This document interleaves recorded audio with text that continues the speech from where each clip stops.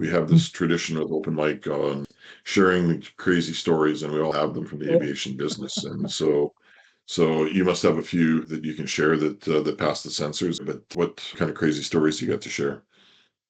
Wow, I guess operational crisis, overnight negotiations, last minute bids, and I guess as yourself being exposed to the last minuteness of the industry as well. That's a bit crazy when compared to other industry or when you get to talk to colleagues working in different industry where things tend to be a bit more phased.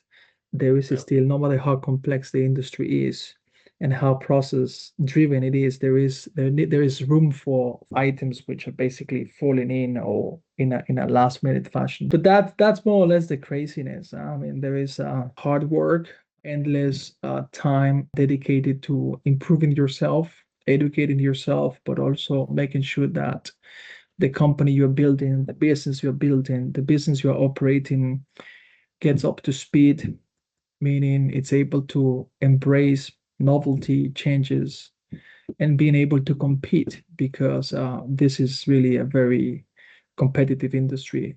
No matter whether you are an airport or being an airliner or eventually pursuing Exactly. projects, let it be a consulting or concession project, competition is very fierce, Yeah. which may eventually lead to consolidation as well going forward, but that's another topic altogether.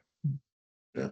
But every once in a while, when you do this, we do, and the jobs and projects that we work on, you get these pinch me moments, right? Like for me, and I had a few of them in Jordan, but one was getting an invitation for a dinner from a very pleasant lady inviting me to her house for dinner with her and her husband, not realizing I'm talking to one of the princesses of the royal court.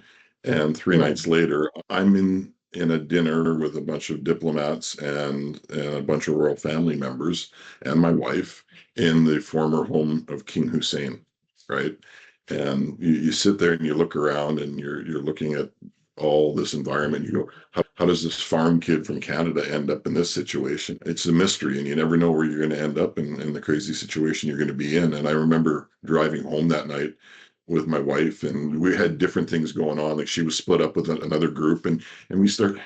She, like, did you see this? Did you see that? And things like that just kind of stick out in your mind. But do you have any of those kind of crazy moments where you kind of went, "Wow, I didn't expect to be in this situation."